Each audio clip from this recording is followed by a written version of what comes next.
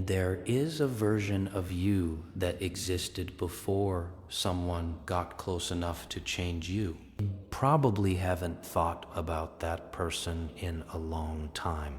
And that is not an accident. Most people assume that when they lose themselves in a relationship, romantic, familial, professional, it happens because they were weak, because they gave too much, because they loved too hard. What they don't realize is that the loss was engineered in step by step, piece by piece. Someone who understood exactly what they were doing quietly took you apart and handed you back a different person, and one who was easier to control, one who asked fewer questions, one who didn't leave. This is not a story about dramatic abuse, and this is not about someone who screamed and threatened. The most effective identity erasure looks nothing like that. It looks like compromise. It looks like consideration. It looks for a long time like love. What follows is an examination of that process. In P, how it works, why it works, and how to find your way back to yourself once you understand what was taken. And because the first step in reclaiming who you are is understanding exactly how you were lost. And there is a concept in social psychology called identity coherence, the internal sense that your values, your belief, your preferences, and your behavior form a consistent whole. In identity, coherence is strong. You know what you stand for. You make decisions from the inside out. And it is disrupted. You become increasingly dependent on external signals to tell you who you are and whether you are acceptable. And that dependency is precisely what a manipulator needs, and they do not need to create it from scratch. In Coercive, they just need to erode what is already there. And the process does not happen overnight. That is the detail most people never account for. Imagine that if someone were slowly dismantling their personality, they would notice. They would feel it. They would resist. But identity erosion is incremental by design. Each individual step is small enough to rationalize. Each shift feels like growth or accommodation or maturity. And by the time the damage is visible, the person standing in the mirror has been a stranger for months. The first stage is what might be called the audit. Before anything is taken, the manipulator needs to know what they are working with. In the early days of a relationship, romantic or otherwise, this looks like intense interest. They want to know everything about you. Your childhood, your fears, your past relationships, your dreams, your values. They listen with extraordinary attention, and they remember what you say. This is often mistaken for intimacy. It is information gathering. Think of a locksmith studying a lock, and they are not admiring it. They are mapping every pin, every tumbler, learning exactly what combination will open it. And the questions a manipulator asks in the beginning are not expressions of curiosity. They are reconnaissance, and they are building a dossier on who you are, what you care about, and most critically, what you are afraid of losing. A man named David described this phase in a way that stayed. He said the person he eventually married spent the first 3 months of their relationship listening to him talk about his values around honesty and directness. He was proud of those qualities. He had built his professional life on them. and to them repeatedly that she had never met anyone so refreshingly authentic. He felt seen, and what he did not understand until years later was that she had spent those 3 months identifying the exact qualities she would later need to dismantle in order to keep him compliant. His directness was eventually reframed as aggression. His honesty became a weapon turned against him whenever he tried to name what was happening. The audit always precedes the erosion, always. And the second stage is the introduction of friction. Small, benmit, in targeted moments where your natural preferences or values are met with mild disapproval. And this is where the mechanism of erosion actually begins, and it is crucial to understand how subtle it is. It does not start with, "You are wrong." It starts with a sigh, a slight shift in tone, a question posed in a particular way. Do you really think that's a good idea? Not as a genuine inquiry, but as a quiet communication that your judgment is suspect. You always do this when you have done something that conflicts with what they prefer. Just worry about you as a preamble to criticizing a decision that had nothing to do with their well-being. In none of these moments, in isolation, register as an attack. They register as concern, or as one of those normal friction points that any two people will have. And the person receiving them usually files them away without dwelling on them. But the filing is cumulative. Over time is cumulative. Over time, you accumulated friction creates a new internal reflex before making a decision, before expressing an opinion, before acting on a preference. And the person pauses. They run a quick internal calculation about how this will land, and they begin to self-censor, not because they have been told to, but because the pattern of friction has trained them to anticipate disapproval. This is the first real wound. In the moment someone stops living from their own center and starts living in reaction to someone else's, is the moment erosion has genuinely begun. The third stage is the systematic isolation of outside reference points. And this is where it becomes more deliberate and considerably more sinister. Human identity does not exist in a vacuum.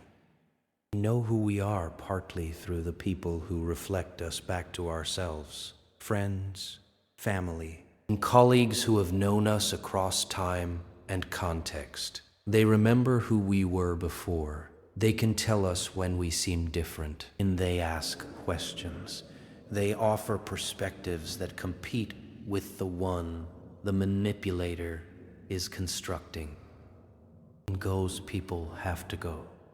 Isolation rarely happens through explicit demands. You are not allowed to see your friends, and that kind of command creates resistance. Instead, it happens through contamination. And people in your life are gradually portrayed in ways that make spending time with them feel complicated or costly. Your best friend becomes someone who has never really supported you. Your sister becomes someone who brings out a side of you that worries me. And your colleague, who always gave good advice, becomes someone who is a bad influence or jealous of what we have. Each portrayal is plausible enough that you can't immediately dismiss it. There might be a grain of truth somewhere, and the manipulator is careful never to give you a direct ultimatum, and simply make it clear through emotional response that spending time with these people causes distance between you. And because most people who are being manipulated are also deeply motivated by maintaining the relationship with the manipulator, and they start to choose, they start to drift. The calls get shorter, and the visits get less frequent. Without ever being formally forbidden, the outside relationships fade. And now the only mirror available is the one the manipulator holds. And that mirror does not reflect you. It reflects the version of you they are constructing. The fourth stage is in the substitution, the moment when the identity being eroded is replaced by one of the manipulator's choosing. And this is the stage that most people recall in retrospect as the one they should have caught, because it is the most visible. And two, it is also the stage at which the prior groundwork makes resistance hardest. By this point, the person has already been audited and trained to second-guess themselves and cut off from the relationships that might have provided counterweight. And their sense of who they are has been quietly destabilized. They feel the instability even if they cannot name it. And into that instability, the manipulator steps with a new narrative. You are so much better than you used to be, and I've watched you grow so much. The person you were when we met, I don't think that was the real you. And these statements are offered as gifts, as evidence that the manipulator sees you, values you, is invested in your development. In reality, they are the installation of a new operating system. In the real you they describe is always a version that requires their presence to function, a version that is more agreeable, less confident in their own judgment, more dependent on external approval, a version that doesn't push back, and that accepts the frame. And because the person's original sense of self has been sufficiently weakened, there is often a part of them that accepts the substitution, even with gratitude, because at least the instability stops. At least there is a version of themselves that seems acceptable to someone, even if somewhere in the back of their chest they know it isn't who they actually are. In the fifth stage is the lock, the mechanism that makes the substituted identity feel permanent and the original identity feel dangerous. And this is accomplished through what psychologists call intermittent reinforcement. The manipulator creates a pattern in W. Compliance, behaving in accordance with the constructed identity, is rewarded with warmth, approval, and connection.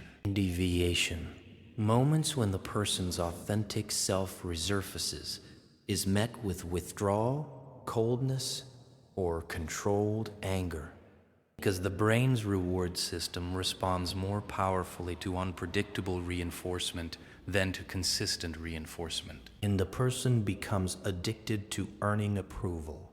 They organize themselves around the behaviors that produce warmth. And they learn at a visceral level that being themselves is expensive and being what the manipulator wants is safe. An authentic self doesn't disappear entirely. It goes underground. It shows up in moments of solitude, a song that hits differently, a stranger's conversation that reminds them of something they used to believe, a moment of unexpected grief when they pass an old photograph. But those signals feel more like nostalgia than instruction. They don't translate into action. Because the person has learned that acting on them costs too much. This is identity erosion at its most complete. The person is functional. They appear stable. And they would not, if asked, describe themselves as controlled. They would tell you they are in a relationship and that they have changed and grown, that things are complicated, but aren't they always? And they would mean it. And forgive Spalaz to what the Joker calls the personal identity audit, not a dramatic intervention, but a quiet, but systematic process of locating the self that went underground. And the first question is, what did you believe before this relationship that you no longer believe or no longer say out loud? And not what you were told to abandon, but what you quietly stopped standing for. And what positions did you use to hold? What preferences did you use to act on that now feel somehow inappropriate? Write them down and do not edit them. The editing ref. X is itself part of the erosion. The second question is, whose voice do you hear when you are deciding something? When you are about to make a choice, what you wear, who you call, how you respond to an invitation? Is the voice in your head yours or is it theirs? Most people who have experienced significant identity erosion discover when they genuinely interrogate this, in that they are running a constant simulation of someone else's reaction. They have installed the other person's approval system inside themselves. And the third question is, what would the people who knew you 5 or 10 years ago say is different? Not what you hope they would say, and not what feels flattering. What would they actually name? If you can ask them, ask them. If you can't, try to imagine honestly. In the distance between the person they would describe and the person you are now is roughly the shape of what was taken. In the fourth question, and this one requires real steadiness to sit with, is what are you afraid would happen if you went back? If you recovered the preferences, the opinions, the directness, the independence you once had, what is the fear? And because there is always a fear, that is the lock. Naming the fear does not automatically unlock it, but it makes it visible. And a fear that is visible is a fear that can eventually be walked toward. And the fifth question is the most important and the simplest. Who do you want to be tomorrow? If no one is watching and no one is judging, not who you used to be. Identity is not a museum. You don't want to excavate the past and live in it. You want to use what you recover to build forward. Who do you want to be? And not to please someone, not to avoid disapproval, not to survive the day. Who, if you had to choose for yourself alone? And that answer, however uncertain, however quiet, is where you start. The work of returning to yourself is not a single event. It is not the moment you leave, or the conversation you have, or the book you read, or the video you watch.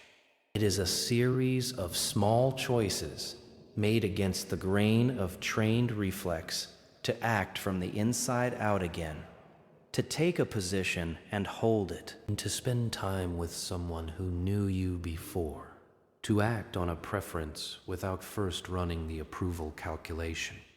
Each of these moments is small. None of them feels sufficient. Together, they rebuild the structure. And there is one last thing worth saying, and it is the thing that most discussions of manipulation leave out because it is uncomfortable. You were not targeted randomly. Manipulators are not indiscriminate. Indeed, they select people who have specific qualities, qualities that, in most contexts, are genuine virtues.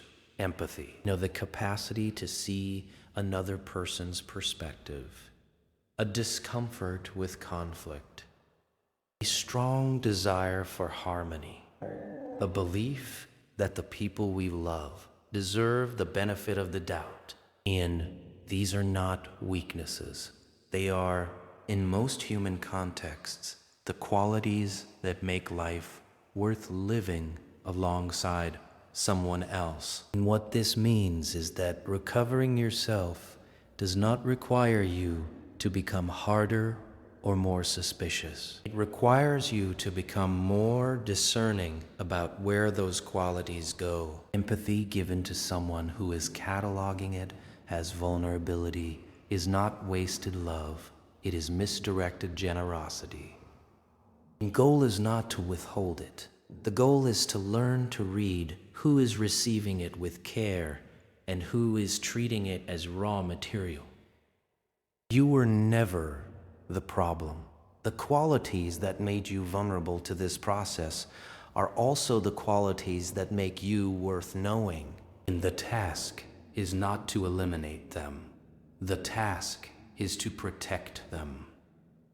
And the first protection is the knowledge of how the taking works. Now you have that knowledge, and what you do with it is yours to decide.